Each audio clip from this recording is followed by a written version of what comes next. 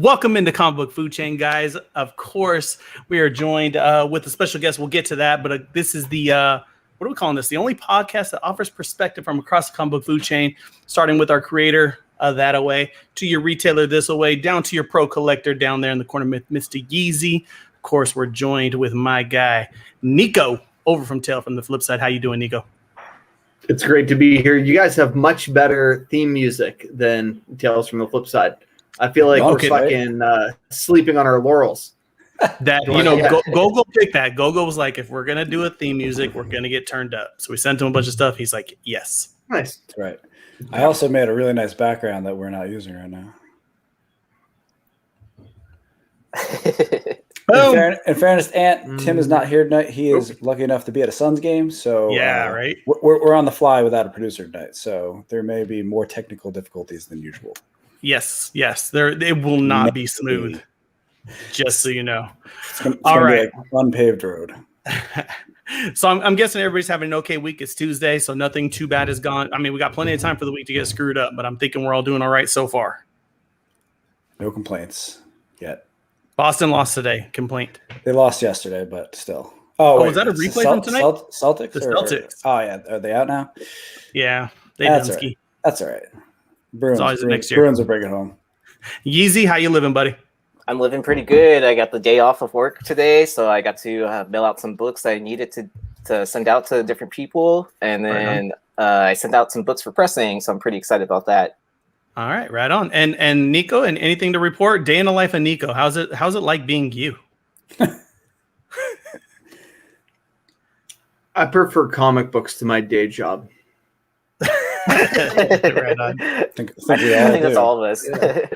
All right, guys. So, Yeezy, if you see anybody in the chat you want to shout out, go and throw that in. But tonight we're talking about the dirty word. I love these, Gogol. You come up with some good stuff here.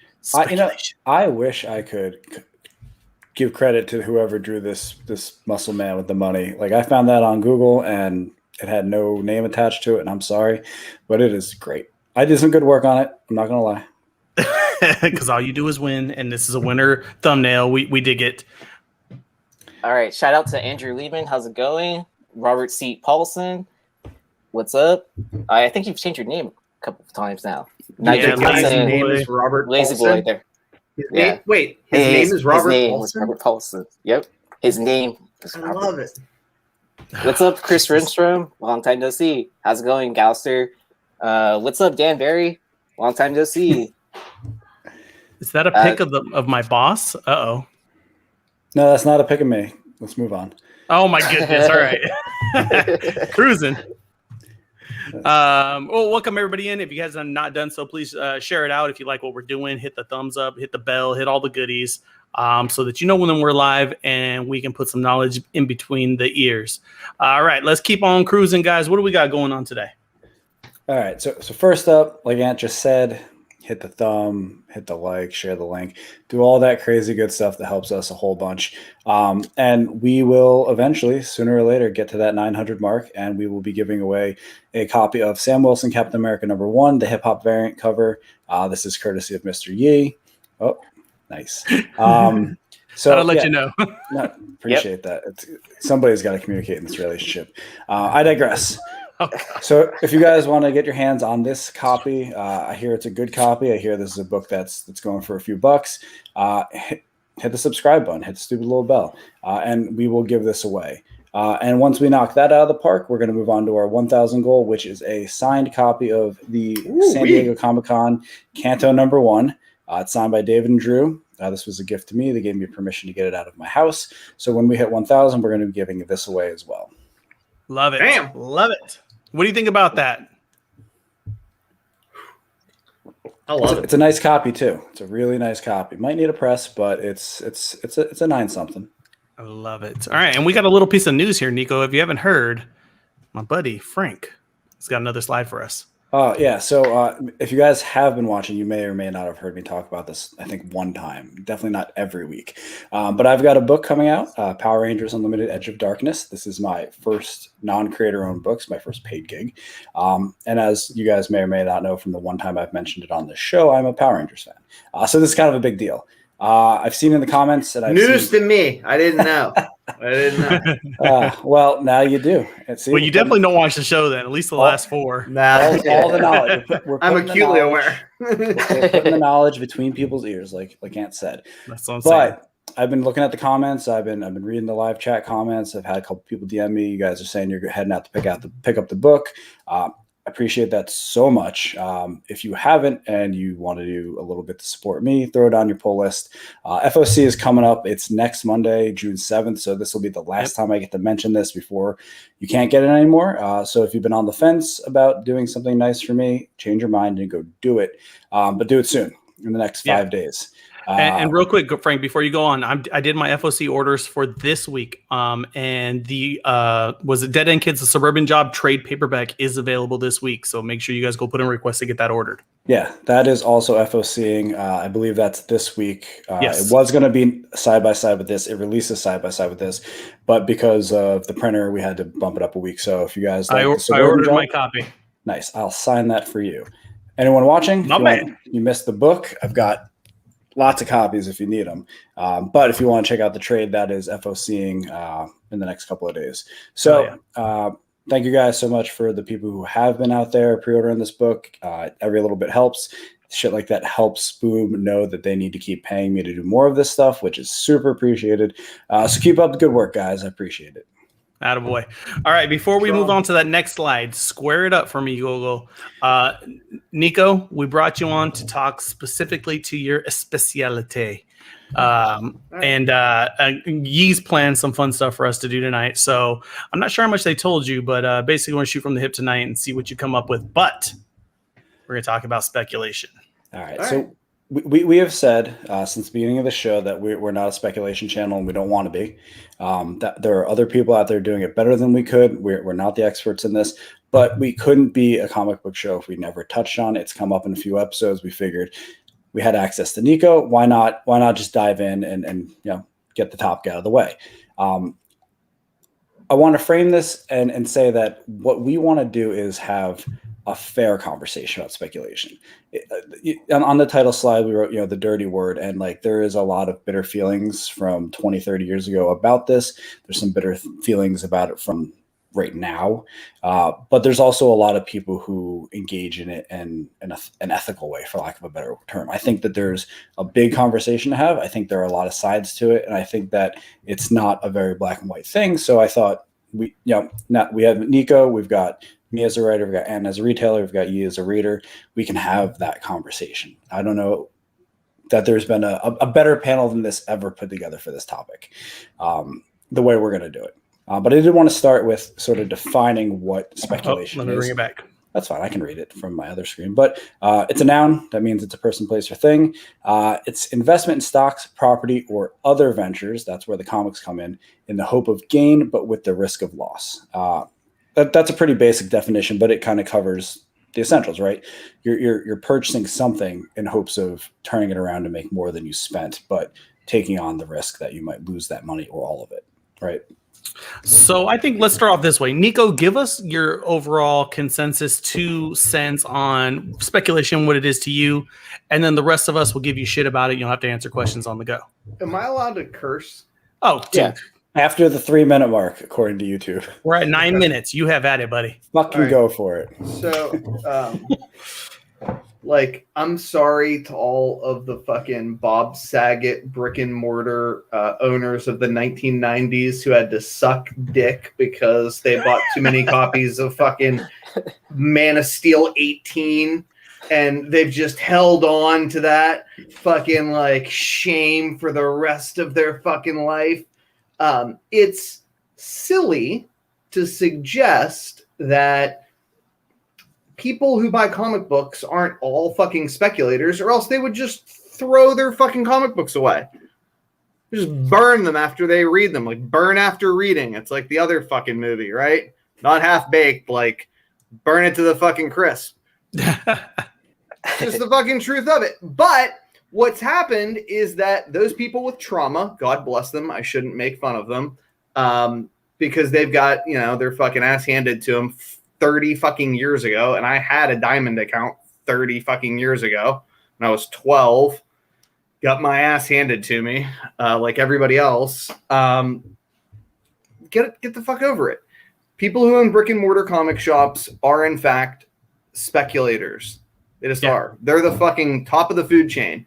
And that they don't want the poor schleps that go into their comic shop every day and give their hard-earned money for fucking, books on Wednesday to do well is silly. It's hateful. We are not crabs in a bucket. It's not like step on one another's head, pull down your fucking friends, fuck your neighbor. But I think, unfortunately, there are some bad actors, right? Those kinds of brick and mortar owners. And similarly, asshats who fucking go in shops and like hide fucking back issues in weird spots and, or they just have bizarre behaviors. And I'm here to suggest that they are in fact the outliers, that if this market is anything, it's a testament to the fact that people love comics and are willing to put their money where their mouth is, that it's really become a way for people to invest in popular culture and be, like street art dealers. Preach, and, brother, preach. That's a beautiful thing. So, look, I don't necessarily see myself as a speculator. Like I'm not out buying 50 copies of a fucking book on Wednesday or any of that shit. But to suggest that I, as a sophisticated collector who's not independently wealthy, don't try to predict market trends, don't try to, move books for a profit, take profit, reinvest it in other things via eBay and elsewhere to try to have a nicer collection for shit that I could never afford otherwise, because again, I'm not independently wealthy, would be silly. And, discouraging people from doing that, I think is selfish. Obviously if people don't sell their stuff and they just hold on to it, they take comics off the market, right? And they just fucking like, no more copies available. Those books increase in value. So I get it. If that's what they're trying to do, like that's clever, but I feel like that's not what's going on here. So it's just a lot of player hating from the top down. Oh yeah. So let me ask you this then. So you would say that you're not necessarily a speculator, but a hypothesizer. I don't know. It's not necessarily how I identify like as a comic book person or whatever. Like I like buying books that I can't fucking afford.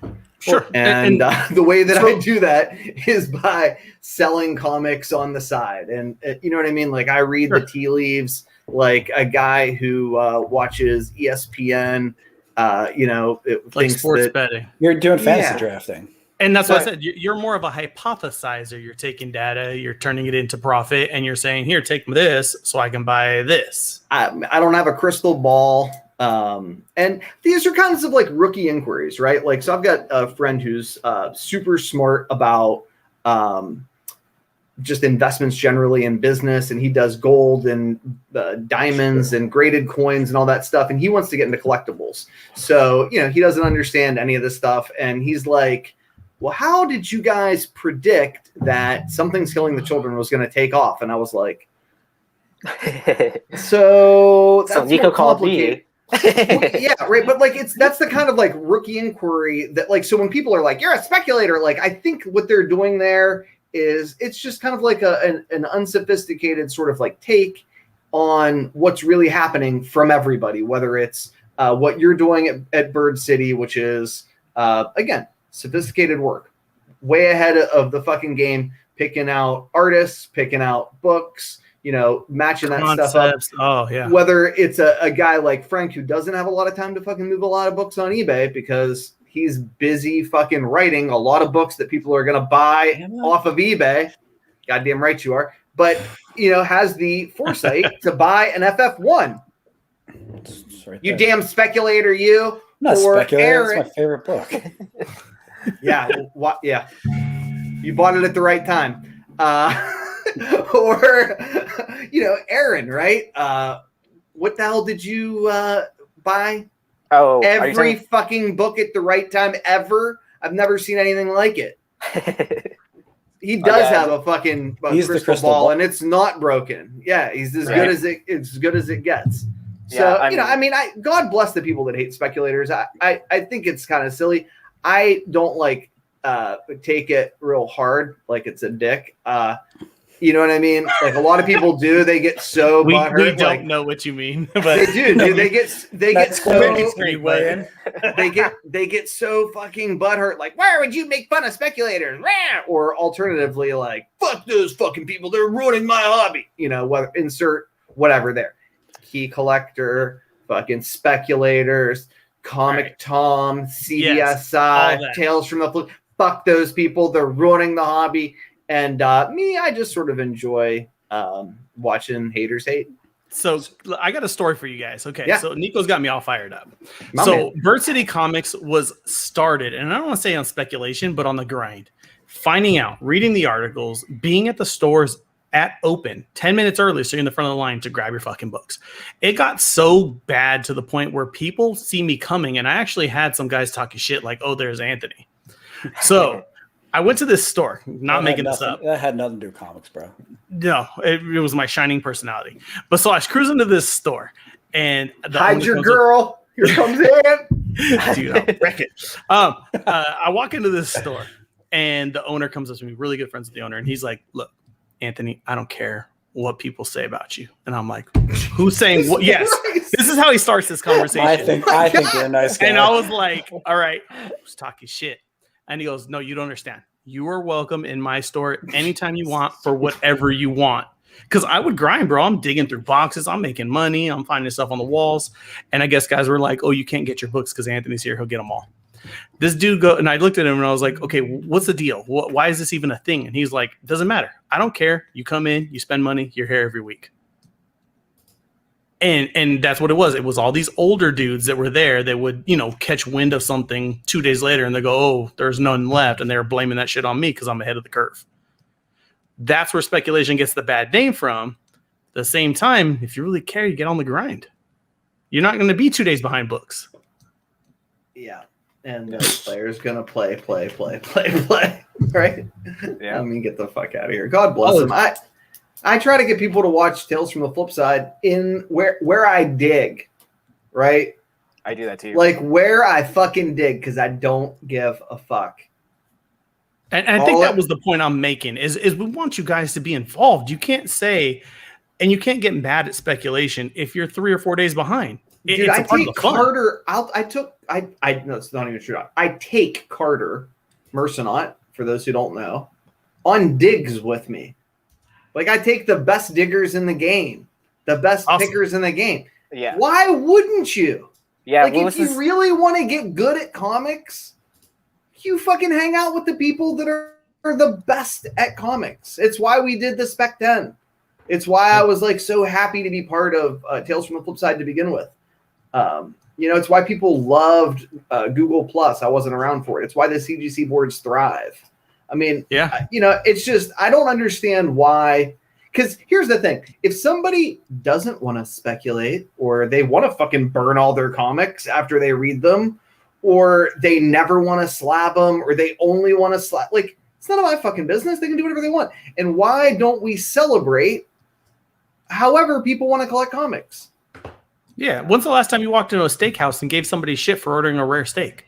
Yeah, I don't really like your cut over there, sir. Yeah, this needs to be a nice medium well. Fuck you. Enjoy your steak. I get it. I'm feeling it. All right, so Frank, we got some stuff coming up here. We got some slides. Hit them with it. This is the only slide I've got at the moment. We'll get through the rest later. But I saw this in the comments and I really wanted to call it out, so I made a slide real quick. So this week's episode is brought to you by the letter F. F is for fun. Anyway, I do have some questions for Niko that I want to dig into. We went down some kind of scary rabbit hole just now. Sorry. No, it's fine. That was my most favorite tangent ever. That was the necessary context for what comes next. All right, so Niko, you're clearly not a speculator.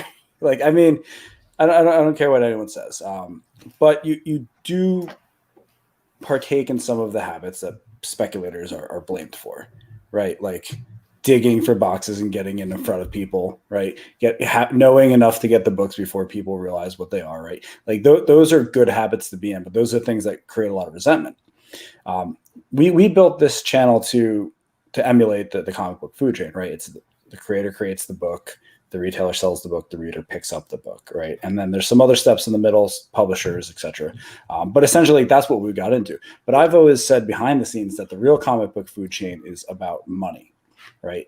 And it gets, the further along in the food chain you get, the more money there is to be made, right? Me as the creator, I make the least amount of money. And I'm not complaining. That's just the reality of it, right? I pay to get my books made. I lose money so other people can make money, right?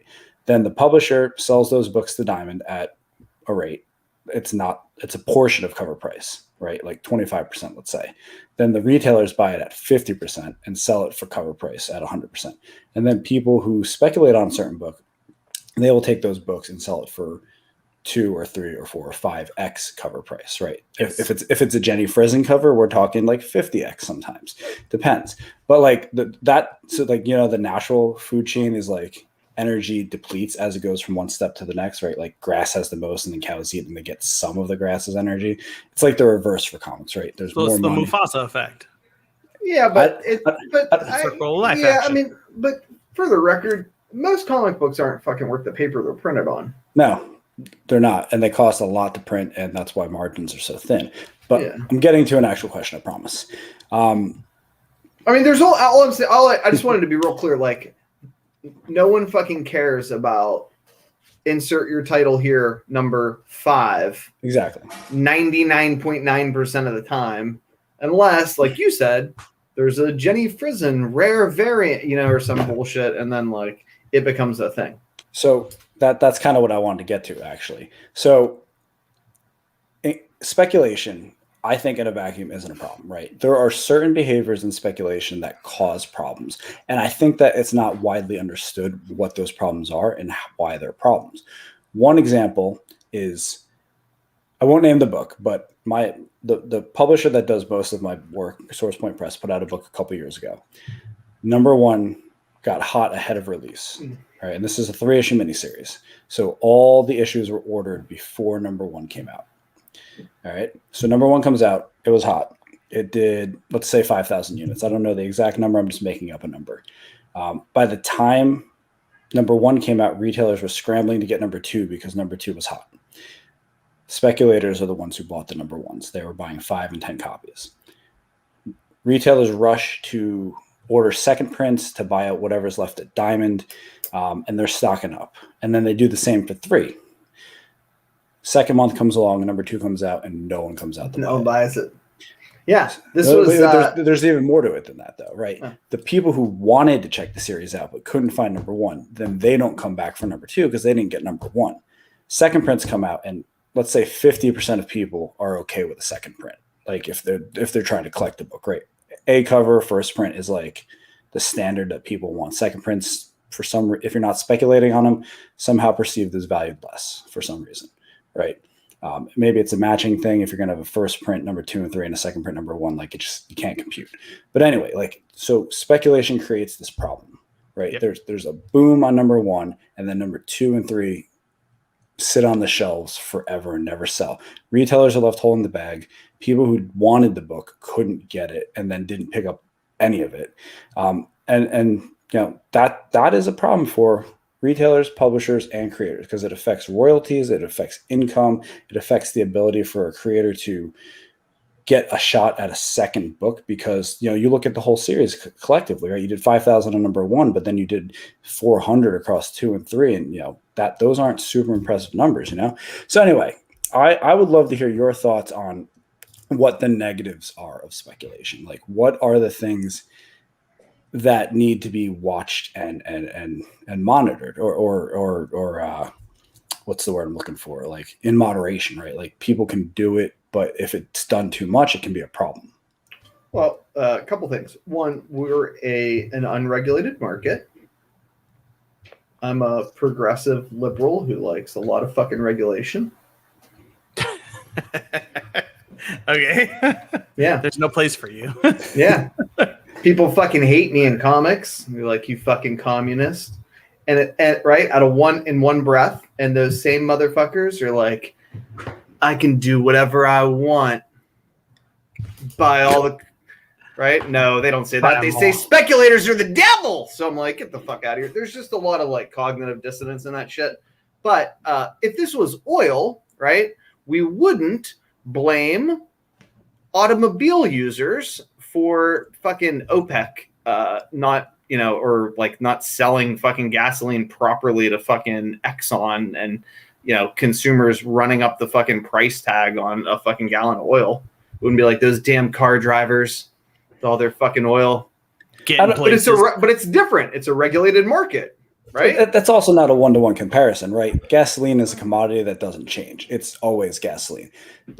Comic book A number 1 versus comic book B number 1 are two different products. Okay. Same package. What about any other material good in the world? Anything that has multiple SKUs is not going to be the same thing as something with one SKU. But any other material item in the world, nobody would care. You wouldn't blame the retailers, or you wouldn't blame the consumers, right? Wait, you guys are awesome. The retailers. You guys are awesome, but you're killing me. I want to know what you got to say. So, I mean, but this has always traditionally happened to comic books anyways, that, like, you know, an issue 1 comes out, people buy it up, you know, whether it be speculators or collectors. And then you see traditionally issue 2 or 3, the sales drop always. Sure, but this is the way what I'm describing is informing people's decisions, especially retailers who, like, whether you like the situation or not, are the backbone of the industry, right? They move the product. They are the supplier to the consumer. You know, they don't have to fucking sell people the books. I mean, you can sell them 1 per person, and in order to try to get them in the hands of readers and all that happy horse shit. I mean nobody cares. Sure, they're fucking books. They can do whatever they want. I mean, some people care because some people are fucking crybabies. Like, I want my book. You know, I wanted to buy 50 of them, but like nobody cares about their opinions either. I'm gonna jump in here, guys, and being on the speculation end, building up to my own. I'm a fucking retailer. I can tell you guys what it is. The reason why we run into this issue overall is fear. Retailers do not want to overorder shit. There's not enough for every person to go, oh, I've never heard of this, but I want to check it out since it's here. Speculators are already there. They're in the doors before they, you know, on the dot as they open. That's how the game works.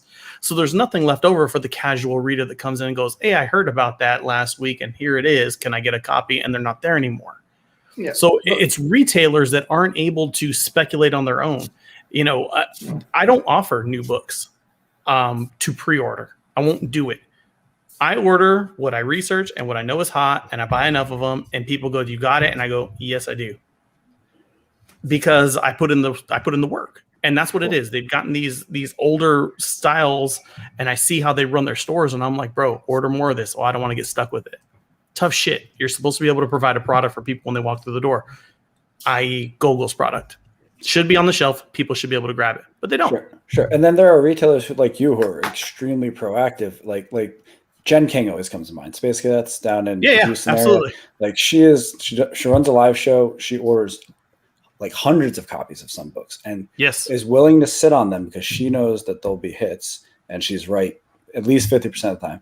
But she'll also get on there, and she's got a loyal crowd of people who come to her live shows, and she'll put 10 copies up and she'll sell 10 copies. So like there is an element of proactiveness to it, but you're an online retailer, right? Like you don't do any in-person sales. Jen does in-person sales. Sure. But what you're doing and what brick and mortar stores are doing is very different, right? You can tell a speculator no because it's an online sale, right? Other people don't know who speculators are necessarily. Like you got a guy who drove 50 miles to buy your 10 copies of Batman 101, right? You don't know who he is, and you want to make the money. Like, and that's another wrinkle in all this. Like these stores need to stay open, and most books don't sell 20 copies a week, but a Batman with a first appearance will. And that's a question of, do you sell to one person and make the money and know that you have that money in the bank, or do you hope that 20 people come in and buy one copy? And I get that, but it doesn't not make problems. Yeah. I mean, I just have very little sympathy for a retail shop that is incapable of controlling their inventory such that they don't really know to buy X number of whatever fucking books, and thereafter get stuck with Y number of issues 2, 3, and 4. I get that it's a problem for people that run on shoestring budgets, and that a lot of people who run comic shops are not good at comics and they're not good at business. But in spite of being a liberal Democrat, as I opened with, I'm a fucking capitalist. And,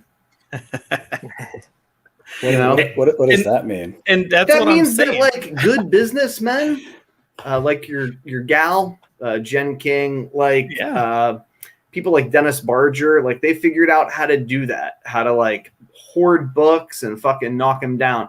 Guys like Jesse James figured out how to do the exact opposite, just turn fucking inventory. And, you know, it's an unregulated market. They're not commodities. They're not oil, like I talked about before. We don't have an OPEC. I mean, fuck, Diamond doesn't even have a monopoly anymore. Yeah. So, you know, I think that this is a concern, but I don't come at this from like the perspective of, you know, those damn fucking speculators, they're running up on my store and they buy the books that I don't know to order, or that I shouldn't be selling them. I should be keeping those for other people who are also going to buy issues 2 and 3. Like, very little fucking sympathy for them. God bless them. I wish them well, but like, you know, they're going to get their heads fucking beat in because they're just not that good at it. They should ask guys like me for help. I'll fucking help them. I help my local comic shop. What I do have sympathy for is a guy like James Hake, who, as a industry insider, has figured out, hey, I got to take a hard look at this. Maybe, you know, moving to a single issue floppy and thereafter on these minis dropping just for everyone watching. Issues. Can you tell them who James is? I think so James Hake is one, a hell of a comic collector, 2, a guy who's really freaking smart about comics, and 3, he's the dude who runs Scout Comics. So he sort of attempted to tackle this head on from the perspective of how do we, as an industry, as a publisher, figure out how to combat major decreases in sales for issues 2, 3, 4, 5, because people want that first issue in case the book takes off. They want that first issue, even if they're just collectors, just to kind of get a tickle and a taste. You know, it's not like they get to read it beforehand. What can I do? So, you know, he's been putting collected editions out after the first issue. I didn't follow that too well, but I think that those are the kinds of innovative solutions that make more sense to me than, you know, kind of demonizing certain kinds of collectors who want to buy 5, 10 copies. Sure. I mean, tell them to fucking look. If you're not buying books before FOC, you shouldn't be buying 5, 10 copies of fucking new books. I don't do the Wednesday book thing. Haven't in a while. That isn't like to shame the Wednesday guys. I just don't have time for it. Like, if a book's cool and I hear a lot of good stuff about it, 6 to 9 months later, I'll get my life together and figure out how I can read those issues. You know what I mean? Like, I admire the people that like have that time in their life to read all those issues. I wish I did. Like, that sounds awesome to me. I asked Aaron today, I was like, so did you read the new Something's Killing the Children? He's like, yeah, did you read it? And I'm like, no, I'm an asshole, but I'd like to read it here soon. I'm also 3 issues behind on Department of Truth and, you know, a half a dozen other series that I'd like to catch up on. And yeah. So, I mean, that's kind of my thought. And I totally get that. So going back to this whole model of a perfect comic book store, and hence why we have the speculation issue, is that we rely heavily on new comic books. Keep in mind, the average new comic book is $3.99 retail, correct? Average. I mean, they're getting up there, give or take. Okay. The biggest diamond discount you can get is 55% off Marvel books. Okay, so you're talking about a $2.50 profit after you take off roughly 11 cents for a bag and board. These guys have the equation backwards. They're so invested on selling thousands of books for dollars as opposed to selling the shit I got on my wall here for hundreds of dollars. I'm telling you, if you want to look at a store that's doing it right, they have a killer new inventory and they got a killer back stock. And so that's how you win. It's really interesting that you say that. When I first got back into comics about 3 years ago, I remember going into a comic shop in, I live in, you know, small town West Virginia, right next to small town Ohio, small town PA, right? Like, I'm in the Northern Panhandle. And there's an actual mall in St. Clairsville, Ohio. And I walk in to this comic shop that's huge for this shitty little mall. And I'm talking to the lady that's the manager, and she's probably got like 200 individual series on the wall. And I'm like, how in the fuck do you guys stay open? And she looks at me like, what? And I'm like, I had a Diamond account when I was a kid. I had a Capital City account before that. Like, I remembered what the percentages were. I remember buying from Discount Comic Book Service before when you could get like ratio variants for like half ratio back in about 2010, 2011 when I got back in for a little bit. And I'm like, I know what those percentages were. Like, how do you guys even stay open? You know, because I was just trying to do the math on the rent, the utilities, and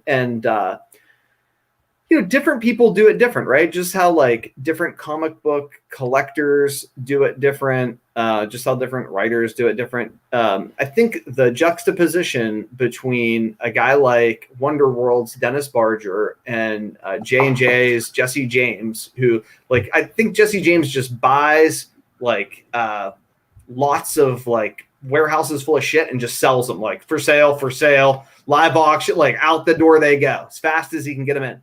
Dennis, on the other hand, will just keep as much crap as he possibly can that he thinks is going to go up in value. And when it's at the peak value, that's when he sells it. And I'm sure there's a middle way. I imagine that Laura has figured out the middle way because she usually does that with elegance all the time. And did you do something with her hair? No, Anthony had to run off, so I'm filling in for a quick second. Hi, Niko. Hi. How you doing? So weird to see you, and we're live together. This is like... It's our first time. You're welcome. It's our first time. It's our first time. Yeah. A little nervous, but it's all good. What are you guys talking about? Speculation. The devil. Satan, Beelzebub, Lucifer.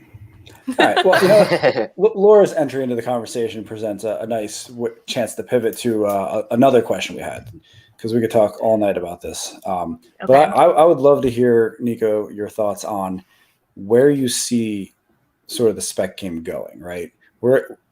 There was a version in the 90s, and that obviously didn't go very well. But technology and communication have come an incredible way since then. We have apps, we have groups, we have YouTube channels, we have education, we have the lessons from the past. So, like, where do you see things going in the next 5 years?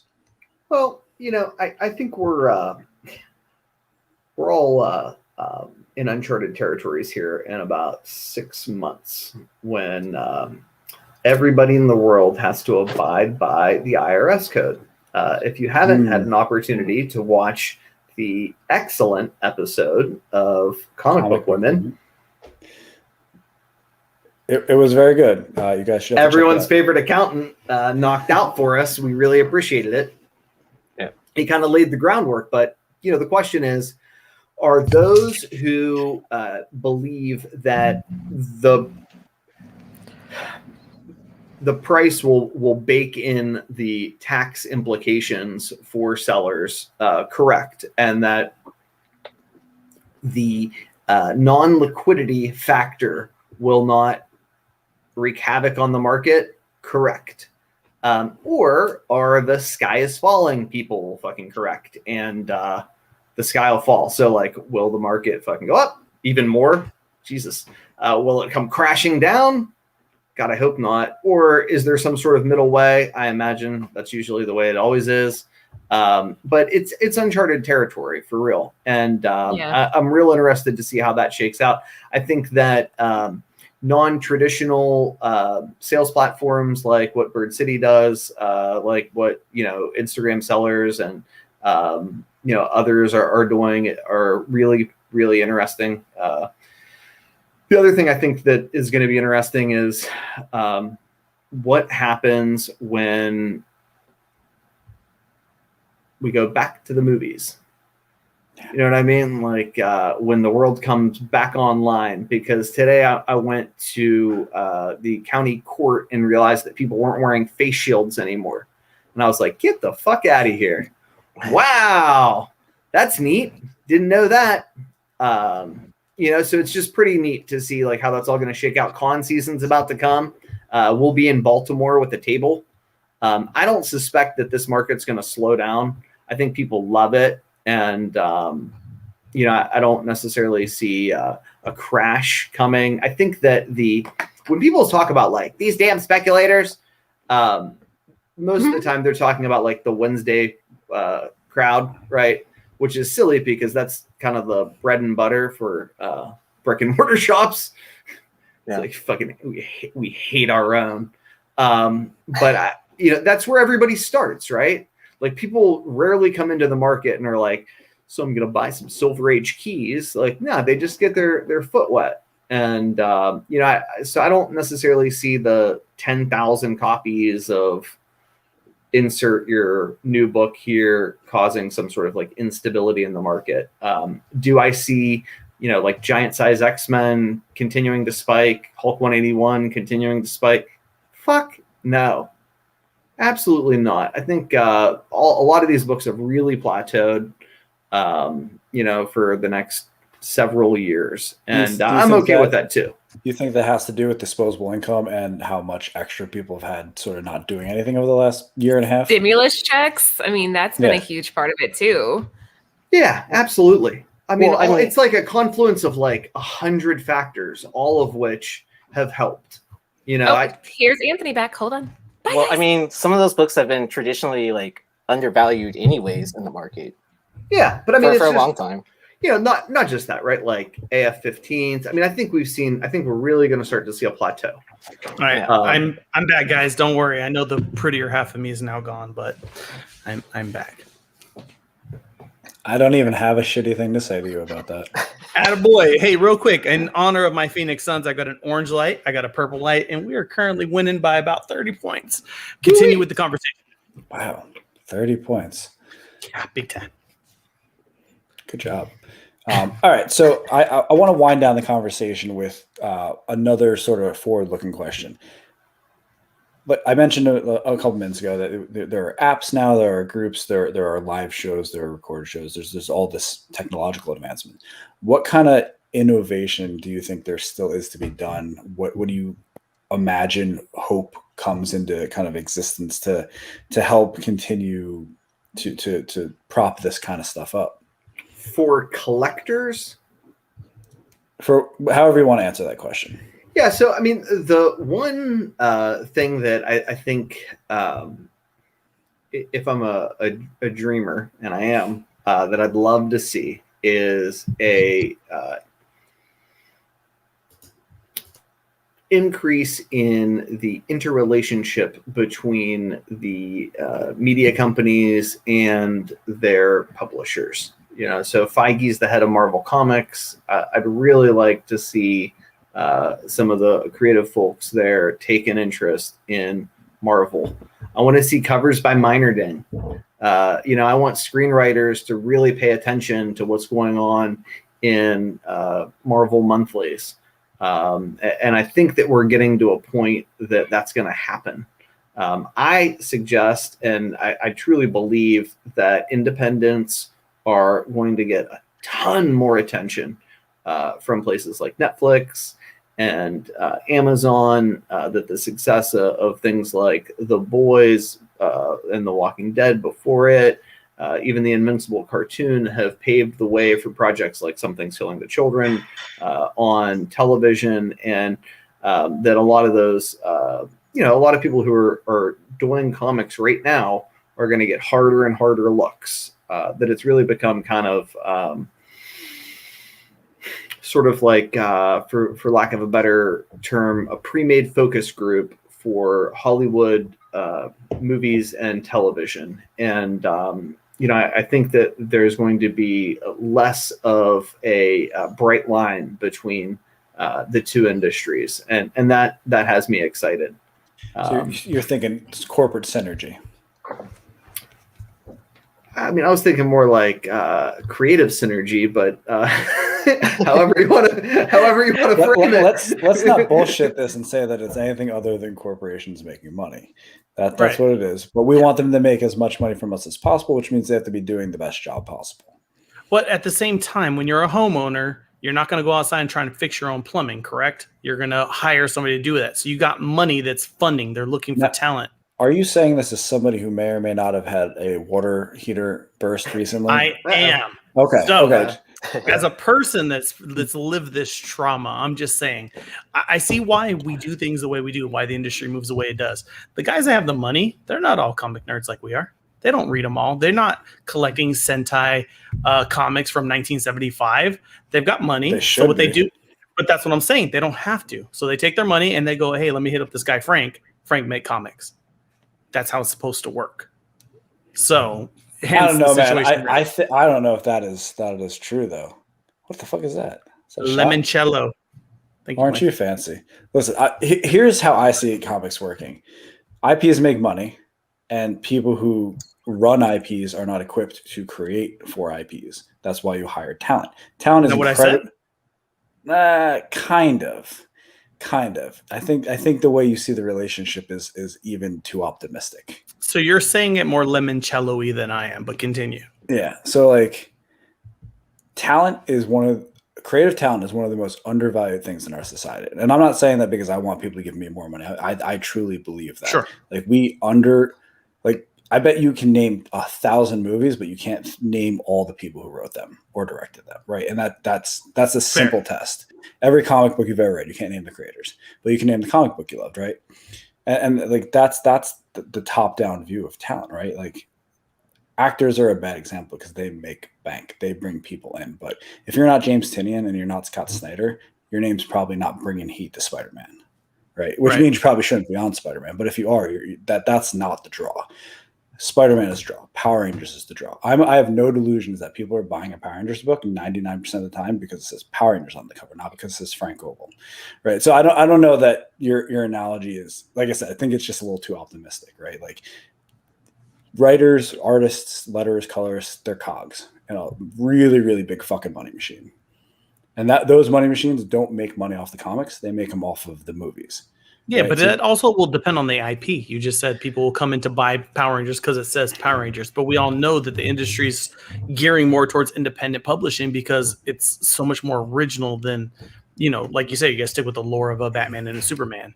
I think that could be true, but I bet you if you polled 1,000 people who watch The Boys, they don't know who Garth Ennis is 99% of the time. They know The Boys and they can name you characters from The Boys, but they couldn't tell you Garth Ennis's name. And it's not on the title card for the show or anything like that. And again, it's been hashtagged way more on Instagram than I guess, just because I run Flipside's IG page and I like hashtag. I was like, get the fuck out of here. Like, so I was pleasantly surprised, but I do not disagree with your statement. Yeah, and then Garth Ennis is an extreme example, right? Garth Ennis has been around for 3 times as long as James Tynion, right? When something is killing the children, the Department of Truth eventually inevitably gets adapted. You will see 1/3 to 1/4 of James Tynion's names getting hashtagged because he's got a smaller body of work, less notoriety, and less history. So even if something like Dead End Kids got picked up by Netflix, which Netflix, if you're watching, let's talk. But if it did, you think anyone's watching that show because I wrote it? No. Yeah. No. And you know what? I love my publisher, but they get a chunk of that money if Netflix comes to me, right? Like it's a money game. Like comics, all creative endeavors are money games, including movies, right?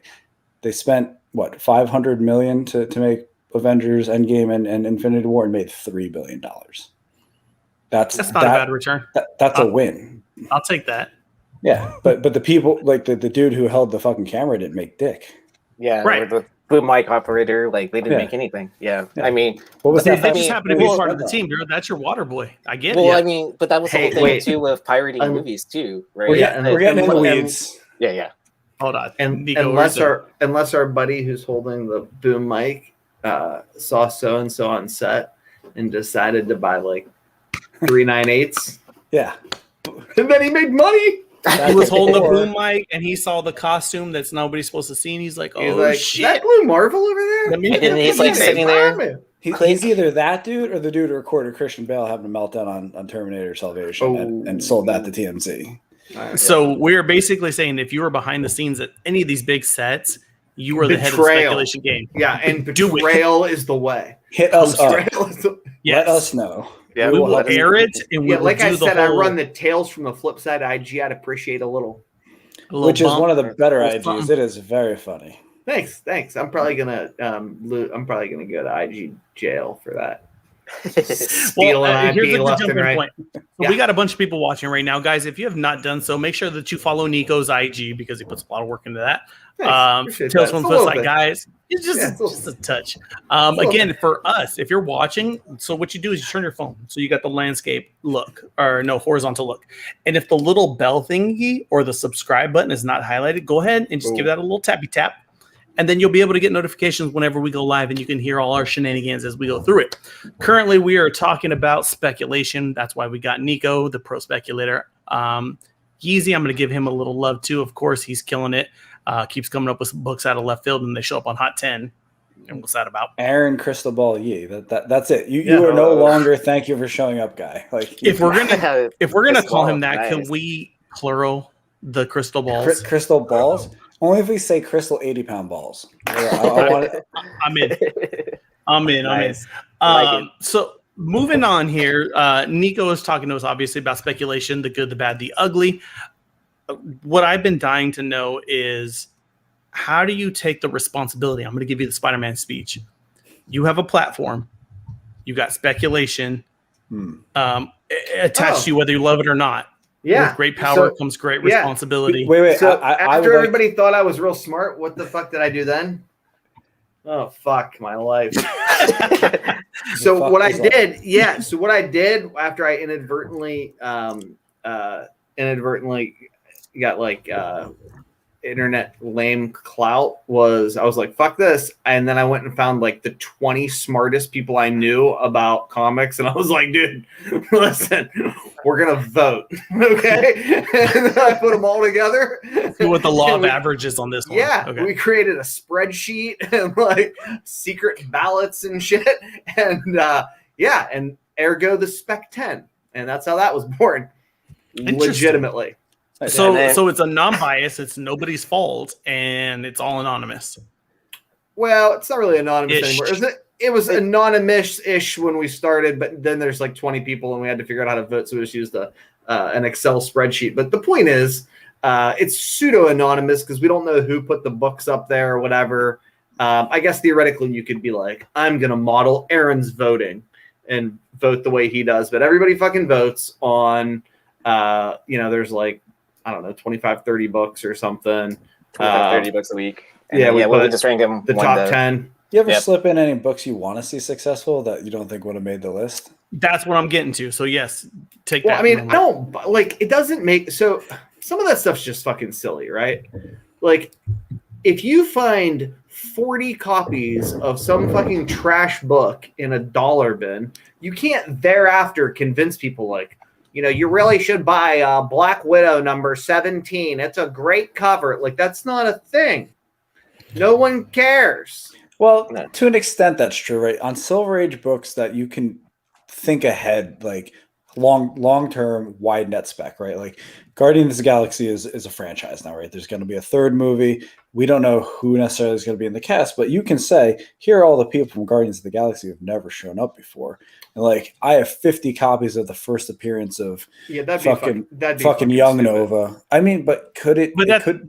Pump and dump is a thing, though, right? Like, but I'm just saying at that point, that's what we're waiting for really the Boomite guy.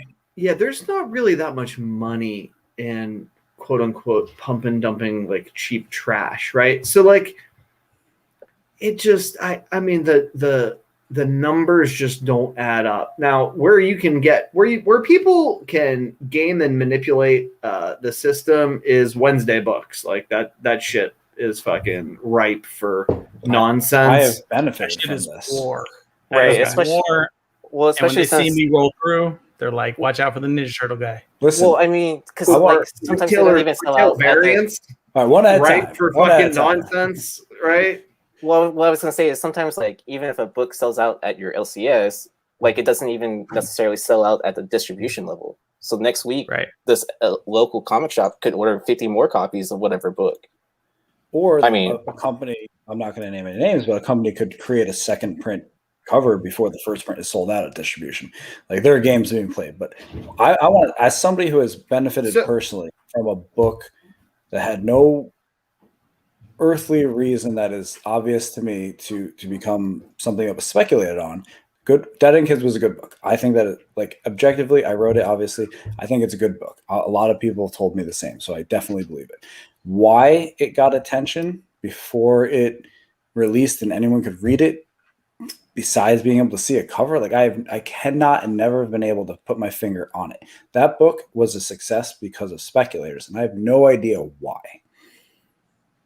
Which is why I asked, like, do you ever just put a book you want to see successful in there, right? Like, is Brian secretly just putting all my books in the Spec 10? Like, what's going on here? I think it goes back to that platform thing, right, Niko? Yeah. Does it go just to having a platform and saying, I enjoyed this? It's awesome. Look, all right, there's the Google Hangouts roll out of the CGC boards because the CGC boards were a little toxic. The Google Hangouts, old school CBSI group, they fell apart. People went in different directions. The Facts guys got mad at the CBSI guys. They went one way. The Trends guys got mad at the CBSI guys. They went a different way. I'm sure there's a half a dozen other fucking groups that went a half a dozen other different ways. It's what the fuck ever.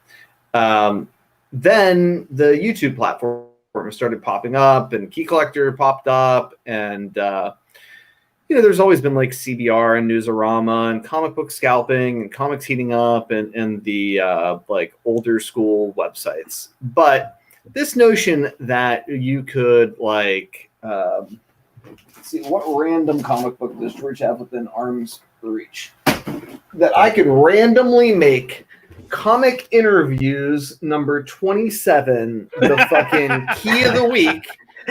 Right? Like, I've got one of those. I'm going to sell it. Like, what? So what's it going to be worth? Like $28? Who fucking cares? I mean, somebody with 1,000 copies of it.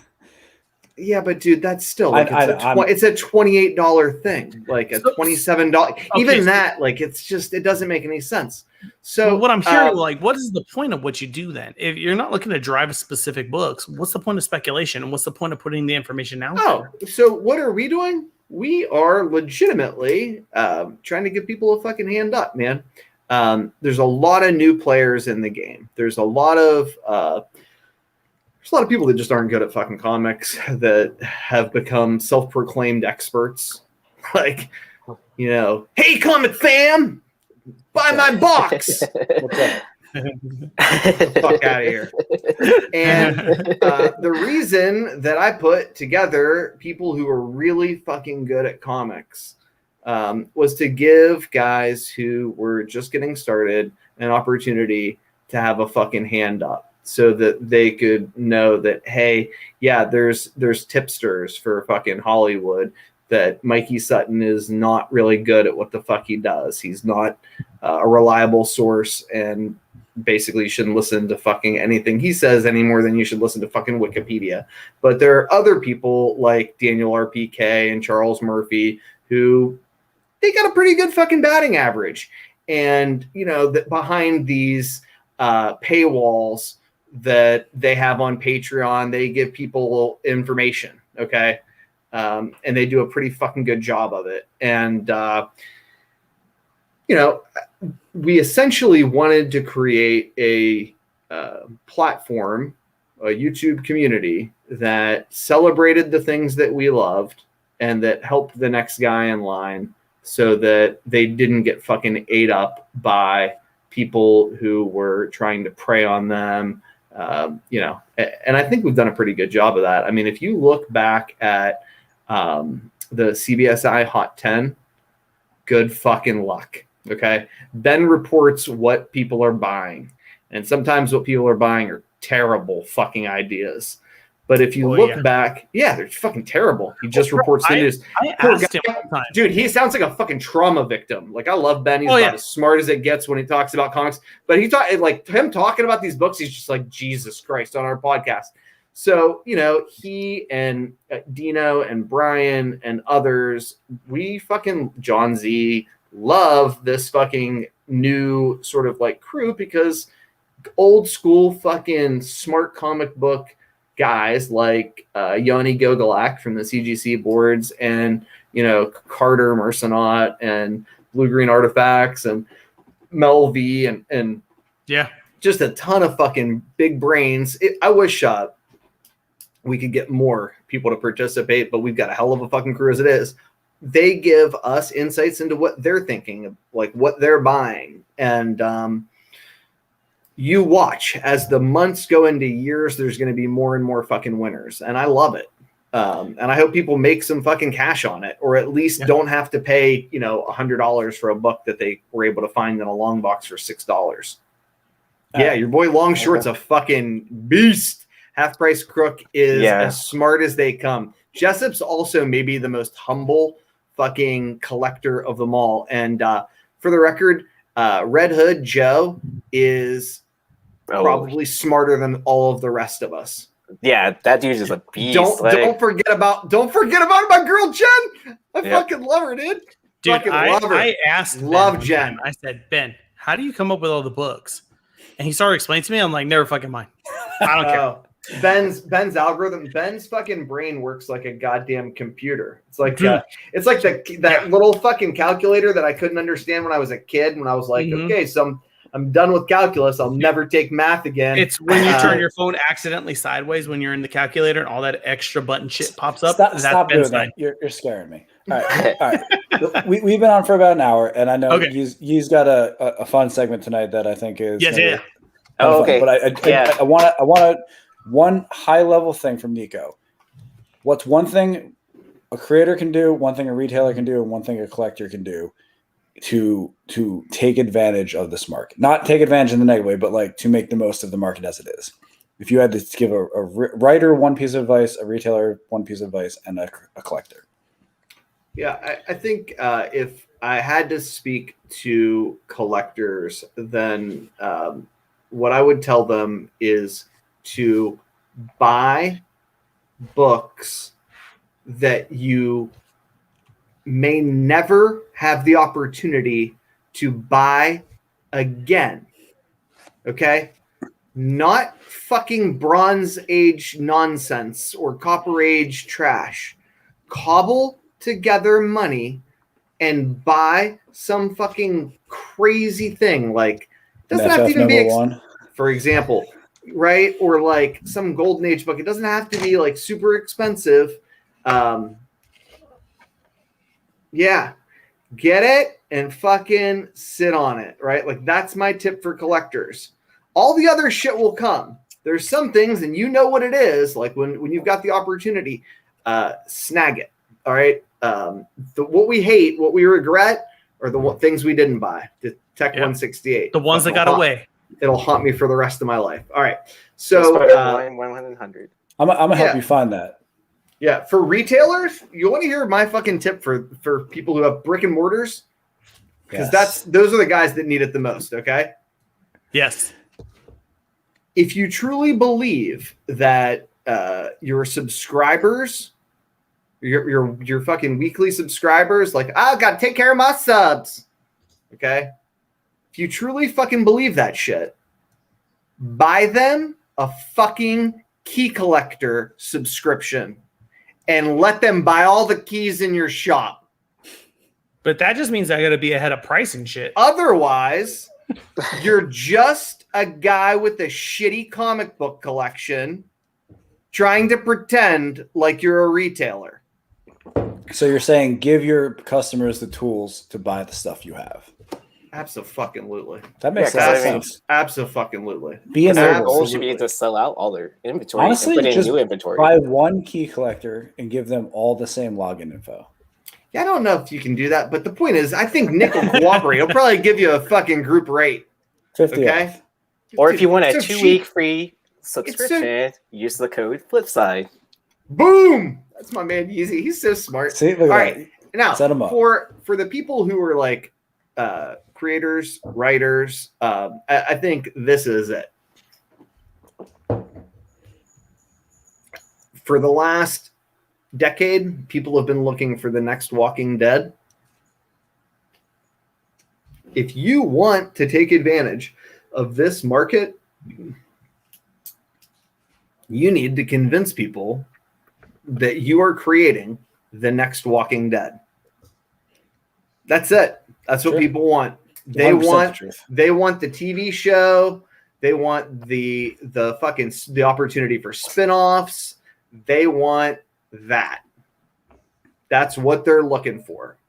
And if you can map that out in your head and tell a story that connects with people at an emotional level, it's lights out. Yeah, there's a reason Firepower is always on my picks of the week, because Robert Kirkman knows what he's doing.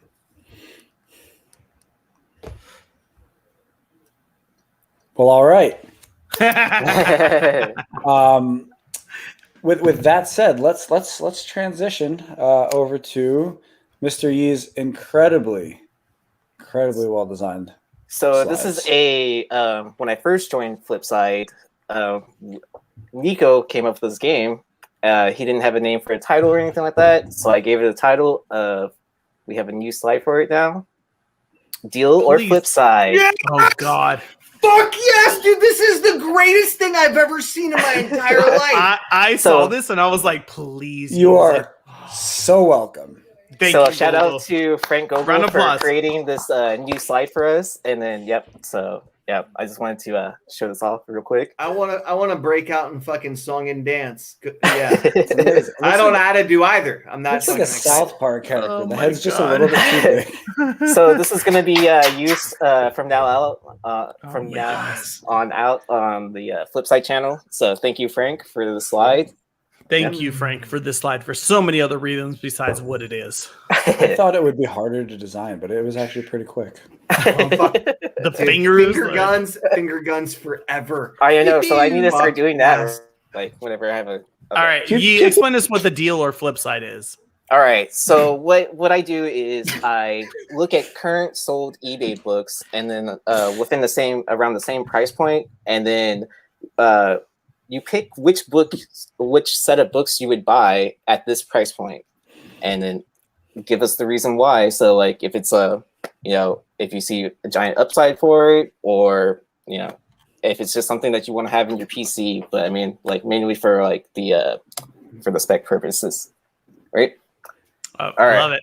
All right. I'm gonna organize this a little bit though. Let's go me, Ant, then Niko, because we'll get the wrong answers, then we'll get the right answer. Hey, can I tell you how this whole game started? Yeah, Sure. Go for it. All right, so this is just to be clear about like, in addition to like my benevolent motives of, see, that's our boy Joe, in my benevolent motives of like, we really should try to help people out in the community.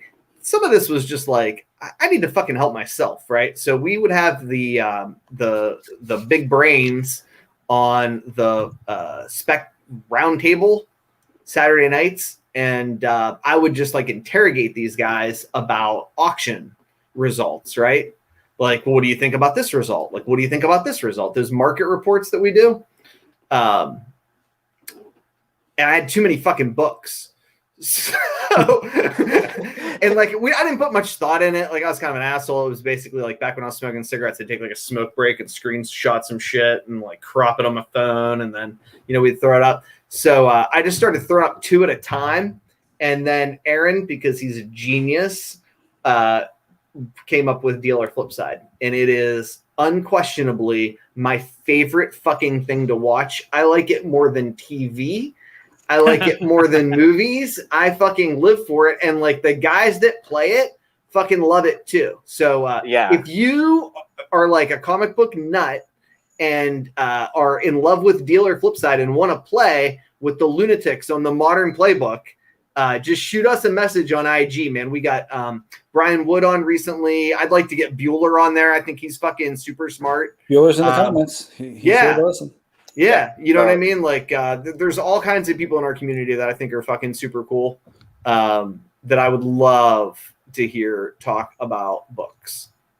And then, shout out to the community too, because they throw me suggestions all the time. Like, hey, I'd love to see the comparison on these 2 books or these 3 books versus this one book, Listen, I think the Flipside channel is perfect because you guys have a large enough audience that the sample size of people telling you information, if you see enough things called out, like it's so easy to spot it, right? Like you guys have created a hive mind. It's insane. Thanks. Yeah, I think so too. It's pretty And fucking then, sweet. you have smart people parsing the data. There you go. Like Aaron. Yeah, Yeah. he All doesn't right. get enough love on this show because we I don't was talk gonna about say books. let's stop with Ain't the Aaron no stuff because he's gonna ask for more. sunshine. I think And Aaron. he's Aaron and gone. Dan Barry should fight. Dude, I will I don't know pay who that for those is. plane tickets Don't worry. to watch Only- this fight. Oh my I'll god. go halvesies with you. I'm I'll in. see you at I'm in. Baltimore Comic Con. What's up? Come at me, bro. You can't lift 2 long boxes at once. Whoa, you guys got pro haters? That's awesome. I love it. I got I'm a people pro on fan, Flipside that fucking hate us, dude, and they tune in every week to hate us. To hate. It's amazing. It's yeah. like HBO, man. And they watch fucking Game of they Thrones and hate- comment. They got hateful comments, and then You I guys got are people his that think we're- Joffrey. Dude, I got people who think we're stupid. Like I have They people who like they just are like, well, this you're fucking. I mean, You've You've got got 50 copies. My of favorite's that. reading the filtered comments. Like, oh man, like if it's you so ain't got funny. a mountain of haters, you can't climb to the top. You stand on haters, see above. All I right, have so no haters though, so I don't know what that's like. I hate on you. All those We're gonna- anonymous we're you gonna haters. work try, on but you lose every time you try. we're gonna Nope. work on it, Frank. See that crown over there? See that crown? That means you lost. But are y'all There's ready no- to play that one? some dealer Flipside though? Because I Oh, have some Aaron, books. Oh, Aaron, you're here. My bad. Yeah. Let's go. Sorry. All right. Sorry. Do I My show? Am I showing the slides? Yes. Yeah. You're showing the All right. slides. Here we go. Deal or flip side? All right. So shout out Flipside. to Carter for bringing up this set of books. Jesus. So we have a set of Star Wars: The Clone Wars 1 through 12 that sold for $1,383.86 versus Something Is Killing the Children 1 through 15, all first prints. So at this price point, which books are you buying? Which order are we going in? Do you want to do food chain orders? So you want to start with Frank? Yeah. Look, I'm going into this cold. I don't know anything about this. I don't even know why my own books are successful. So, and that's not even to say that they are. But I'm going to go Something Is Killing the Children. My thought here is Clone Wars cartoon is done, right? Like those characters have probably peaked. Assuming that. So in that first issue that's shown on here is the first appearance of Ahsoka. Okay, that's fine. But yeah, let me get through my thing here. Yeah, Aaron. Let him say his shit. I'm gonna go Something Is Killing Children. I think honestly, it's the better deal, right? If you break it up, it's $100 an issue, right? 15 issues for $1,500. Getting number one for $100, like on average, it's not bad, right? Compared to what most people are paying for a 9.8 plus. I don't know what a 9.8 plus is.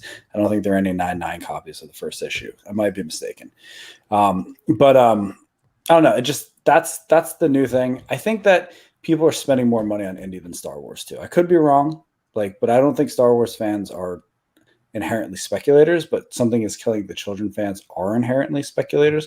So I see that book going up more. Good. Are we judging him now? Or No, it's just good. So you can't judge me. There I is have no the crown. judging. Yeah. So you give your reason now, Ant. okay, so I hate to agree with Gogol because I try to take the other side all Well, the I time. wanted to go first. Damn it. So yeah, the pricing game too. Good win there. We got the Something's Killing the Children again. Guys, living off of speculation to Starbird City Comics. You got to go with the fresh stuff. Star Wars is out. They will continue to produce new characters. Killing the Children hasn't been produced yet. So this book has no ceiling. Once that first, once they send this into to actual production and it comes out, that's where the ceiling will be set. So right now at $1,500, I say this is a safer investment because we have nothing behind it. There are no movies. There are no miniseries. There's no Disney Plus for Something's Killing the Children. Once that's produced, your book will go up in value. This is the better investment. Something's Killing the Children, numero uno. And it's the first appearance of James, that kid who hangs out with Erica Slaughter. Nobody cares about at all. All right, Niko, tell us why we're wrong or right. Well, yeah. So let me just preface.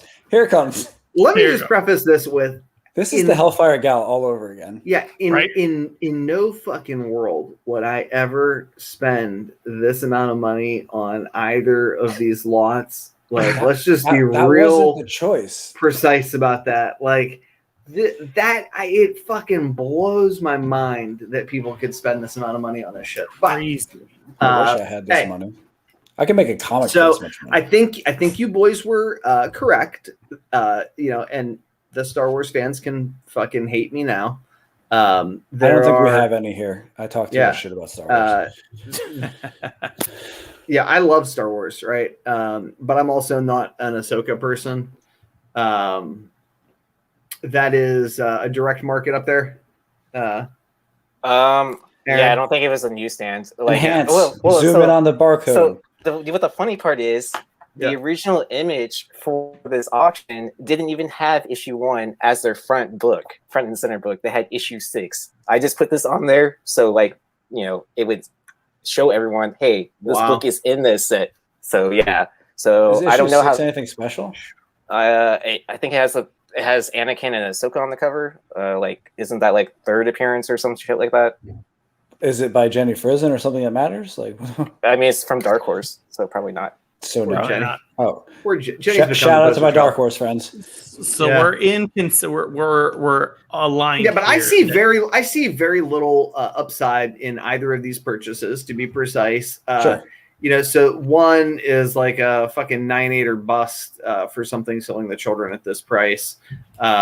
The Clone Wars 9.6, you're still gonna fucking lose money. Whoever the fuck is the seller on both of these auctions was the real winner. And kudos to those guys. Look at Aaron fucking being like, "Yeah, I wish I could sell my fucking shit." It was Aaron. No, it wasn't me. I wish it was. I'm impressed by the 60 bids. That's what's got me. It's either 4 people bidding a lot or 30 people who are interested in this. And I want to know what those numbers are, because that's the more interesting thing, right? Because if you have 60 different people bidding on this thing, that's a huge amount of interest versus 4 people bidding 15 times each. And I think it's a big risk for the seller to go ahead and say all these books are 9.8s. Just personal opinion. No, there's no risk. There's no risk there. Something like that. There's no risk there. eBay, the seller is always right every single time. All right, so let's move on to the next one. Of course, we're going snake style draft. Niko, since you were last, you are now first. All right. So this is an old school classic one that we've had. As you notice, the dates are back in February. So this is a Department of Truth number 1/100. Old school players to new school fools. That's sold for $210 for 50 cents. And then we had a Something is Killing the Children, issue number 11, the 1/100, selling for $250. Yeah. No, we went from really bad buys to really fucking good buys, huh? This one seems really obvious, though. Yeah. So I don't know if Frank's hip to what the price of these books are nowadays, but the Department of Truth number 1/100 at Winter Chicken Dinner. Yeah, and I fucking love the Something Selling the Children 1/100 too. I mean, legitimately tough decision. It's only because I'm a Department of Truth homer, and because I broke down and bought the Bathtub Something Selling the Children book for about market price, that I'm not chasing the number 11 1/100. Final answer. All right, there it is. Gogol, you're up. For me, this one's easy. It's the Something is Killing the Children. It's easily the better looking cover, right? And that counts for something. But it's also the newer series. So you got an iconic cover with a series that's got, I think, probably more heat on it right now. I don't know if I could say that. And Niko kind of tipped me off that that's not the asking price anymore. So, part of me wants to say the number 1 is the good one, but as much as I get the homage, it's not a good cover, right? And that is the X factor on every cover. Does it look good? What's behind it is important, but if the cover on the outside sucks, it's less good. So I'm leaning towards the sicked for sure.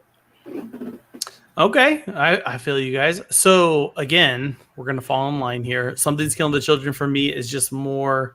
It's got brighter range. I think Department of Truth sometimes is harsh for people to follow. And again, we're banking on this having some long-term, multiple level IP stuff, whether that be a movie or a sitcom or whatever they want to do with it. I just think Something's Killing the Children's got legs. Did you just say Something is Killing the Children sitcom? Yeah, Or you know, like Department- Al Bundy, where Jessica's sitting on she's sitting on the couch with her hand in her pants, and a monster walks in. And she's like, "Hey, honey," some shit like that. This is what happens when you binge Modern Family, which is a terrible show. It's so bad. It's so bad. But anyway, I agree. Aaron, what you got on these ones? So, I'm the sicko that bought both for like 100 each, and That was a win, yeah. right? Glorious. So, but I mean, if I had to choose one or the other, I'm gonna go with my favorite story, and I'm gonna go with something that's killing the children. But I'm not gonna sleep on either or. So, and this is the reason why. Because if you look at recent sales of 9/8, they have looks like I both. was right. Yeah, and then even the something that's killing the children number 11 sold for like 1,100, but I didn't really want to post that because I only had one bid on it, so I'm assuming that it was like starting off at 1,100. So, Yeah, but I mean, it's still both are reaching up there. I want to say that the Department of Truth did hit up to $1,100. I think right around the announcement that the show got optioned, maybe even a little bit higher, probably to like 1,300 or so. But awesome. yeah. But I mean, prices are settling down a little bit. Shout out to Mercenaut who stole that 9.6 for like $100 or something like that. So I have a question though. Yeah. So Department of Truth number 1 came out after conservatively a year before, a year after Something's Killing Children number 1. Yeah. So both these books were released around the same time, and so that's why they're playing homage off of each other. Yeah, but that just seems like taking advantage at that point on the Something Is Killing the Children one. I'm a little mad I picked that now. Well, the other thing I do like about Something That's Killing the Children, they didn't right off the bat release a 1 in 100. They built it up. Like the first incentive variant for that was issue 6, where they had a 1 in 25. And then 11. They wanted to see where it was going before they put the money into the variants. Yeah. What's interesting to me though is that the bids flipped. Right, there's twice as many bids on the Department of Truth than there are on the Something's Killing Children, whereas there was like 3-1 the other way around on the first slide. The 10th bidder said, "Fuck it, $100 bump." Yeah, I don't know. I only buy it now. Yeah, just for the record, the heat on these two books is unprecedented in the history of comics. I mean, the Death of Superman, that was admittedly before Slabs, but didn't command this kind of craziness. It's pretty wild. Yeah, absolutely. I'm not anyone. I would not suggest to anyone that they fucking buy these books as long-term goals. So we're still on Something's Killing the Children path, though. All right, so let me bring up the next set of books. All right, let's go. So I really like this one. So this was a Albedo number 2 at a 6.5 that sold for $5,900, and then you have a Teenage Mutant Ninja Turtles number 1 CGC 9.8 third print that sold for $5,999. And I get to kick this one off. Thanks, Aaron. Hey, man. All right, I'm gonna go with Usagi. I still don't think that this character has reached his full potential. Ninja Turtles has the T-shirts, they got the bus, they got the cartoons, they got the movies, and Usagi's gotten jack shit. But here we have a number 2, almost $6,000 that people were asking for this guy. We're barely getting reboots. I think that we've got no ceiling set. I'm gonna go with the Albedo number 2 for my pick. Niko, tell me why I'm wrong or right. No, you're right. I don't necessarily agree with your analysis. Okay, I'm fine with that still as long as I'm right. So yeah, definitely right. But this is, and that's not to suggest that your analysis is wrong. It's just that my analysis, the reason why I also choose Albedo is different, right? Like I don't give a fuck about 9/8 of common books. I get it's a black book, but at the end of the day, a 9/8 is a 9/6 is I'm not a baseball card collector, and I know they're really obsessed with comic books or 10s. Albedo 1 has gone cuckoo, but it is also not an uncommon book. I'm sorry, Usagi 1 has gone cuckoo, but it's also not an uncommon book. Albedo 2, on the other hand, is a fucking rarity. The lion's share of these books burn up in a fire. They are real fucking hard to find, and they are beloved by serious comic collectors. It's something that, like, you rarely, I think I've seen one in person in my entire life, and it's just as strong as it gets. Now, if we're comparing a TMNT, first print in the comparable grade, at a comparable price tag, lower grade, that's a different analysis. But when it's the third print 9.8 versus Albedo 2, I'll take an Albedo 2 every fucking day of the week. Yeah, I'm just going to keep it simple and say that the rarer book is the easy pick here, right? Like, I have put off buying TMNT #1 for years. It's the only book that would go on that wall that I don't own because the third prints are so common, and I want a first print. And the reason I don't have a first print is because it wouldn't sell for that price. Yeah, so on the episode that I premiered this, I'm pretty sure I picked the Albedo #2. What the print run for this right now is like 2K. Isn't that like the rough estimate right now for it? And then third print, I want to say is like in the 15,000s or some shit like that. I don't remember exactly. Turtles is one of those rare indie books where the later print runs go up. Yeah, right. So yeah, I mean, and yeah, how often do you run into Albedo 2? You know what I mean? Once in a lifetime if you're Niko. Yeah. I think I saw somewhere on a Facebook group that someone bought a Stan Sakai's in-house copy, or wow, and then oh my gosh, and he sent it in for grading, and then it hit a 9.8, which is which is $106,000 book. Well, I mean, yeah, which is one of like 13 or something like that that's on the census. So I mean, like, yeah, it's fucking nuts, dude. That, like, that's cool. Yeah, but I mean, like, to have it raw all these years and then to send it in now, and the guy was just like, why didn't it hit a 9.9 or 10? I was just like, are you fucking kidding me? Dickhead. Like, you got like the one of the greatest indie books ever, and you're complaining that they didn't hit 9.9. And it's got black on it, like so much black, like that. Yeah, that should have been a unicorn that was dead before they got it. Yeah, fuck that guy. Yeah, just give it to me now if you're disappointed in it. Yeah, bro. All right, let's keep it cruising here. What do you got next? All right, so another classic one. Ooh, okay. So we have Gargoyles #1, 9.8 newsstand edition versus Rick and Morty 9.6. The Gargoyles sold for $306, and the Rick and Morty sold for $385. Like all right, so Niko gets to kick this one off then, right? Yeah, he hasn't gone first yet. Begrudgingly, I'll take the Rick and Morty 9.6. I'm not a big Gargoyles guy. I was just a little too old for Gargoyles. I was just a little too old for Power Rangers. If it wasn't for the Power Rangers fan film, I wouldn't be a Power Rangers fan. But I watched that fan film, and I'm like, I would like the underwear comic, please. How do I find what? You spend way too much money is how you get that 8-inch comic or 6-inch comic. That's the only way I'm going to get 8 inches. God damn it. Listen, just have a retailer gift you a Sentai #2. Curse you, Lord. Yeah. So, Rick and Morty 1.96 all day or day. I fucking love that cartoon. The comics are not necessarily that great of a read, but just as a matter of principle, I'd be happy with a high grade.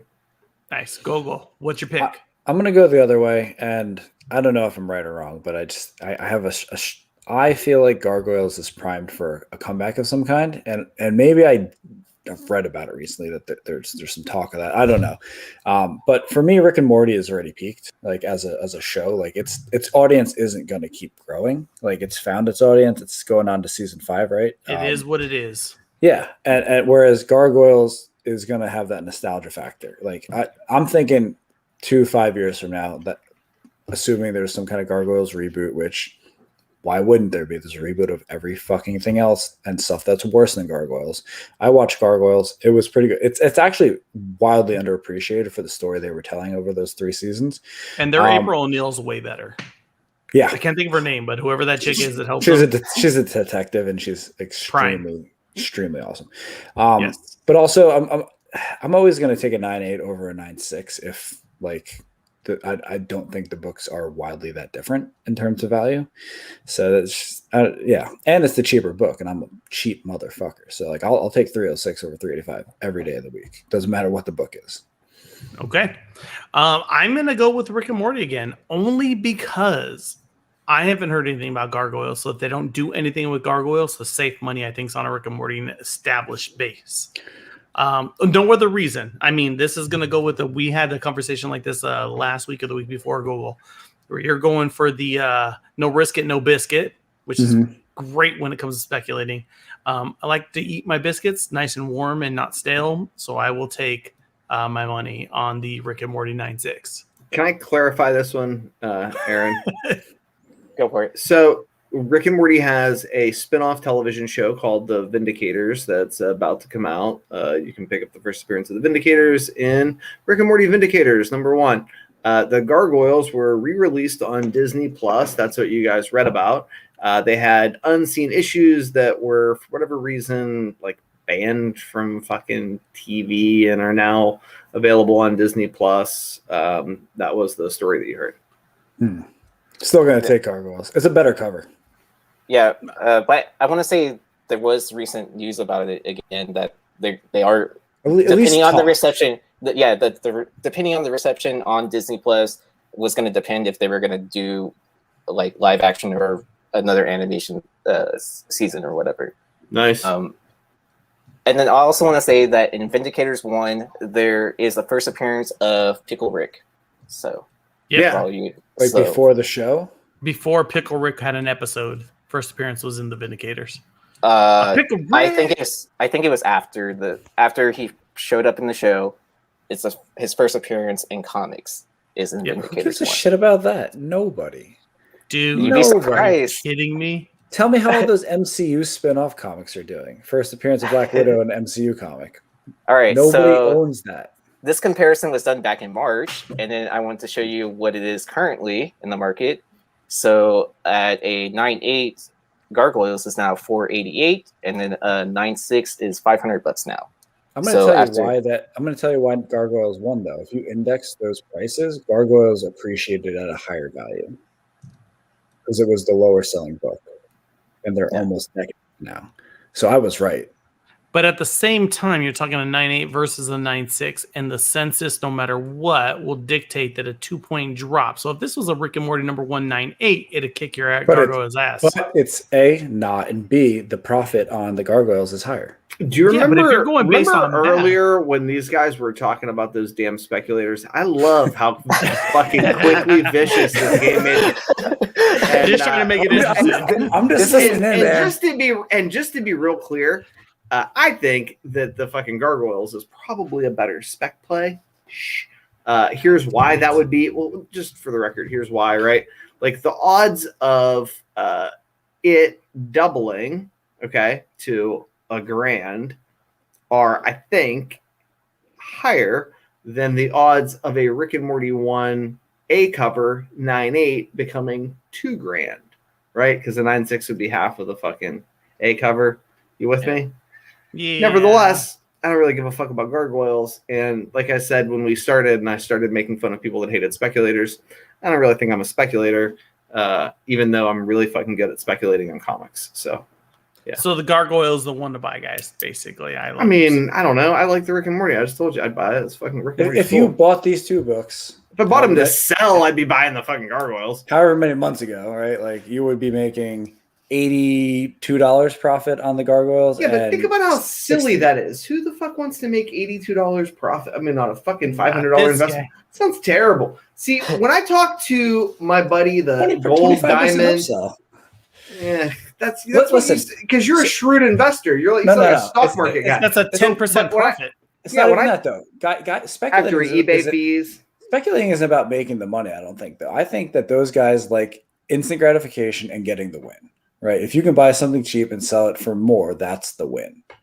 I don't want to blanket all those guys, but I think that's the driving thing. The comic book flippers, or whatever the fuck you want to call us, here's what I tried to explain to my buddies that spend money on like other things.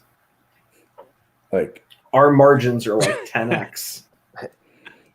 Like I buy something for $1 that I can sell for $100 fucking sometimes. Not sometimes, all the fucking time. It's 100, right? That's exactly right. I won't buy anything unless I can sell it for fucking like 500% profit, like 5x.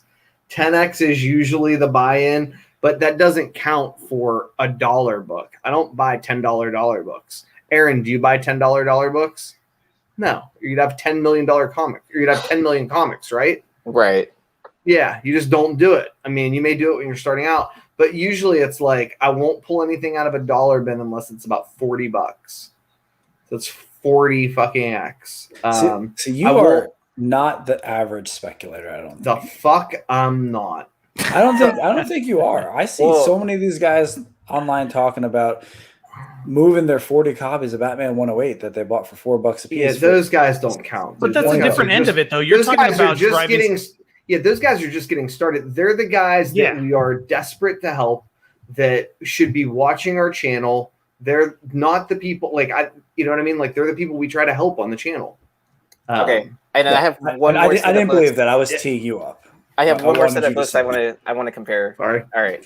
So this is a classic debate. You know, a Batman Adventures number 12 at a 9.6 sold for $1,100, and then New Mutants 98. 9.6 for $1,000. I do want to say that after Deadpool 2 came out, I bought a 9.6 for like $300, $350 or something like that. Yes. So yeah, so I mean, like easily, like, you know, which one do I sell now? Do I sell my newsstand or do I sell my direct?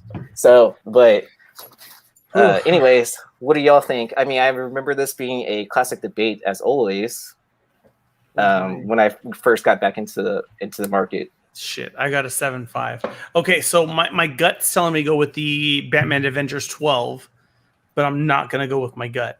I'm going to cruise down to this New Mutants 98, which I do own a 9.6 copy, which is fantastic to see this pricing now because I definitely did spend that on it.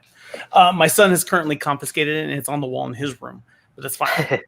I'm going to go with the New Mutants 98 only because Harley Quinn, I think they've taken, again, I'm going with media. I base all my stuff off what they're doing with the current character.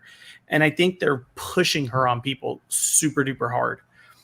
Where Deadpool just has a following. People just like him. They say, here's some Deadpool shit. Check it out. Here's a movie. Here's a 1 and 2. Have fun. They got the Harley Quinn solo series. You got the Harley Quinn and the Birds of Prey, which I think they went in super weird direction with that. You know, I haven't heard too much Deadpool news lately, but it still seems to be holding its value effectively versus a book that was produced 10 years before it. I'm on board for the New Mutants 98 long-term play.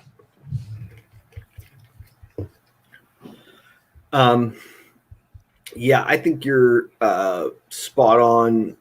The only thing I'd add is that the New Mutants 98 newsstand really is the icing on the cake. There was a time when you could not buy a BA12 newsstand or a New Mutants 98 newsstand 9.8. They just weren't for fucking sale. And I don't mean like for a week or a month. I mean for fucking months and months and months. Couldn't buy them on eBay. Long-term, high-grade newsstand copies of these two books, I think, are just solid plays to sock away. So you can't really lose either way is what you're saying. But well, you know, so they've done, I mean, I love Margot Robbie legitimately. If she'll marry me, I'll go to the gym and I'll become a vegan and all that stuff. Okay. Like first and your odds will increase. Yeah. Yeah. Just fucking adore her. Think she's cute as Christmas. And Harley Quinn fucking sucks, dude. Now, will James Gunn save the character? I pray. Do I have faith in James Gunn? You're goddamn right I do. I think the guy's Damn right. fucking genius. A fucking genius. He really is. But it's a direct market. So, meh. Ryan Reynolds, on the other hand, is a beast. He'll continue to knock it out of the fucking park. And, the Deadpool newsstand at the 9.6 is the fucking win. So, here's not burying Margot Robbie's Harley Quinn, but hoping that believing that James Gunn will give it new life. Nevertheless, I'll take the fucking newsstand. Boom. Gogol, what you got? I'm going Batman Adventures. My man. I'll tell you why. I'm looking at some of these numbers here. First and foremost, it only took 3 bids to get to 1,100 on the Batman, right? It took 21 on the New Mutants. I don't know that means anything, but that means to me that there are, at least if it's a smaller pool, hungrier people for that Batman book, right? Second, the prices aren't that different, but that is the higher selling of the 2 books. Third, I think that the print runs are like wildly disproportionate, right? New Mutants is 750,000, if not more, whereas the this Batman spinoff comic from the animated series, 20,000, 40,000 maybe, right? Like that it just means that if we look at the census, there are going to be a shit ton more of New Mutants, and there never will be a comparable amount. So that to me is the rare of the 2 books. My odds of selling it will be extremely low, but my odds of finding a very passionate person who will pay top dollar for it are very high. And my competition will be very low to sell that book. I'm trying to find a lot of reasons to hate on you, but I can't because I love finding the Batman Adventures 12. Love finding them. Yeah. New Mutants 98, I'm like, yeah, I got some of those. Just using data from my own life, I've seen 3 or 4 of the Batman in real life. Not that I've been going around looking for them, but I've seen New Mutants 98 in a 9.8 or a 9.6 or a 9.4 at every single con, at almost every single booth. Do you know what these 2 books remind me of? They're the modern equivalent of House of Secrets 92 and Hulk 181. Because there was a time that, House of Secrets was point for point more expensive than Hulk 181. I fear that it is, in the long term, the BA-12 compared to New Mutants 98. And that might be the whole Marvel DC thing, I think. Right. Yeah. So, yeah, I mean, for the record, I also am probably a buyer on House of Secrets 92, where I think fucking Hulk 181's tap out, I like my high. DC stuff too. I'll take the Swamp Thing for sure. So I get you. See, for me, when I buy books, I just don't buy modern books, unless I really love it. I go for the Silver Age, the first through first Avengers, first FF, those to me, I'm not buying to invest, but those are the books that matter, right? Those are the pieces of comic book history. I don't give a shit about the first appearance of Harley Quinn or Deadpool. They both suck. They're the same character, and one's got boobs. You're making me rethink my pick. I'm always going to buy Silver Age books. Oh, I thought we were talking about the boobies. Yeah, I was like, I'm into that too. I know my audience. No. Listen, Laura's got blonde hair. Dude, you guys know I got a thing. That's my type. All right. So, Niko, do you have any? We got a couple other things we got to get through before we let you go. But put a bow on it for me. Well, I'm sorry. Put a bow on it for me. Speculation. We played the game. We see the pricing. Yeah. So here's kind of the thing. If you care about comics, then I think there's an upside to not having a personal museum, but instead selling some books and curating your collection, buying different books. And that means that being conscious of the market so that you can get deals and sell books at the right time will give you the opportunity to buy things that you otherwise would not be able to afford, period. And that's cool. That's it. It's not more complicated than that. And the people that try to shame others for that behavior, well, God bless them, dude. That's it's silly, right? Yeah. It's silly though. It's silly shit. It's real hateful shit. And again, that might be some trauma. I had to fucking sell my car in my house because I had 100 copies of The Death of Superman. And I bought it's like Bob Saget in a fucking 12-step meeting, comic book 12-step meeting. And it's fucking sad, dude. I feel bad for them. You know what I mean? But they have to heal on their own. The haters have to heal on their own. We can't heal them for themselves. And that doesn't mean that you shouldn't be able to enjoy comics the way that you want to. You don't have to do it the way that I do. Or the way that Aaron does, or the way that Frank does, or the way that you do. But don't let anybody fucking shame you for that. Right. It's just silly. Do you, boo-boo? That's how we say it around here. So yeah. I'll be honest. Boo-boo kitty fuck or something. Everyone here makes money from their comics, so what does it matter? Sure.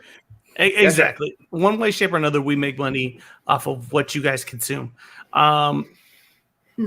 Just to put a little asterisk on it, besides Gogol's gesture, we try to produce quality consumable situations. Moving on. If you guys have not done so, make sure you check out what we're eating. That did post this morning, Yeezy? This morning. Posted this morning, right after the Prospect 10. Beautifully, the guy let it off with a blooper. We've been telling him to record the bloopers. And it was a bad one too. It was deliciously terrible. You're gonna want to go and consume that. But it was great stuff. So make sure that you guys go and check that out. Yeah, I think even in the clip you told me you got to edit this out. Don't put this out there. Yep. Or it's gonna become a meme. It has become a meme, by the way. Nice. Yes. I did that. Forward me the meme and I will share it. I almost used that face for the deal with Flipside, Howie Mandel, but it wasn't the right angle.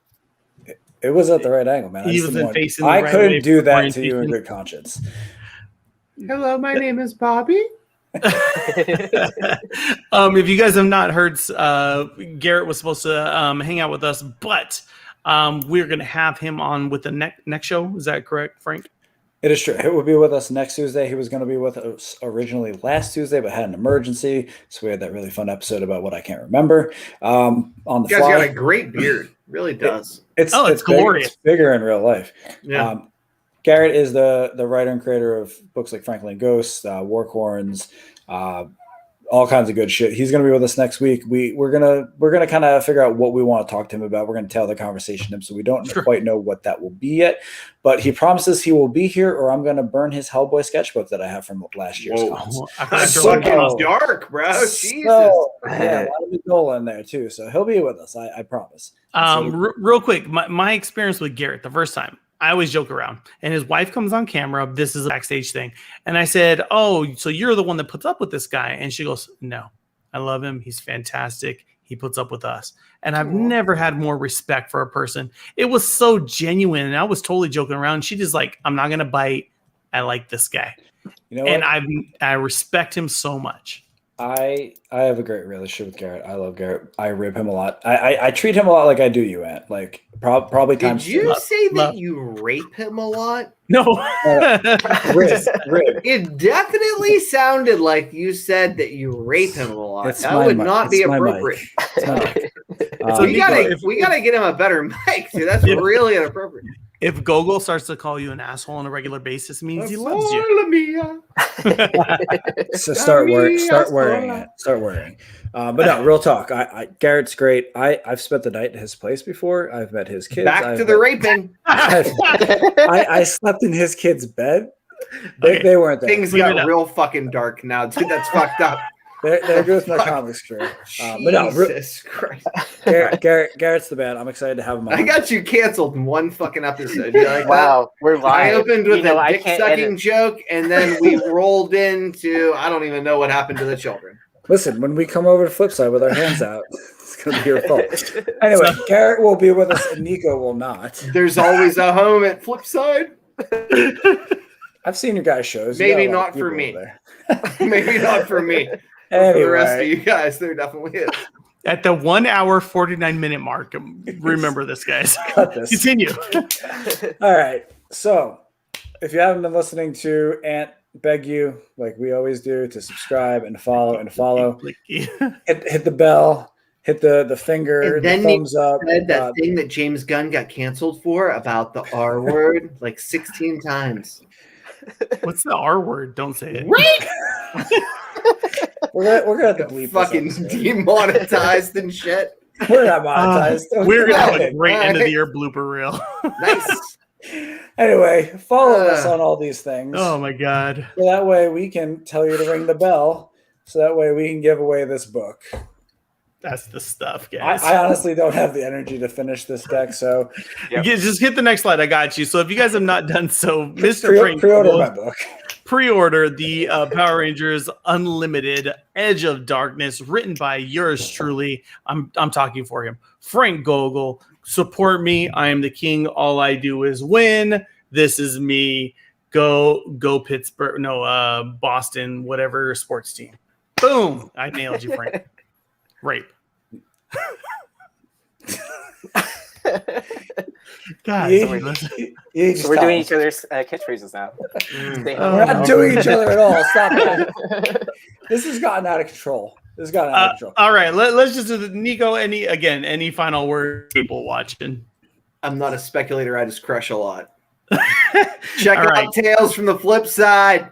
I need guys, to give him the crown for that one. That was crazy. Tales from the Flip Side, guys. Make sure you go check them out. They got a ton of really great shows, including Laura's Comic Book Women. Go give them some love, sub them, give them a look over, and they will for sure put you on the right path. We'll say it that way. Gogol, hit me. I'm having trouble breathing. I can't do it. I can't. All right. Pass. Yeezy, what you got for me? Well, you can catch me on the Flipside also for more of the dealer Flipside game. I also participate in our roundtable discussions with some of our favorite members of the Prospect team, and then you can also catch me on the Prospect 10. So make sure to catch us on Flipside. Yep. And if you guys have a random YouTube show, Yee is obviously available with the matches he pours himself around. Just hit him up on the Particularly after I get this show canceled. He'll have free time. I'll just They'll go back all to be my available. I'll just go back to my original home. It's Aw. Drunken Chat. So IG. There you go. We're just gonna have to air an episode of Barney in place of this or something. I don't Oh know. man. Well, guys, until next time, stay hungry, y'all.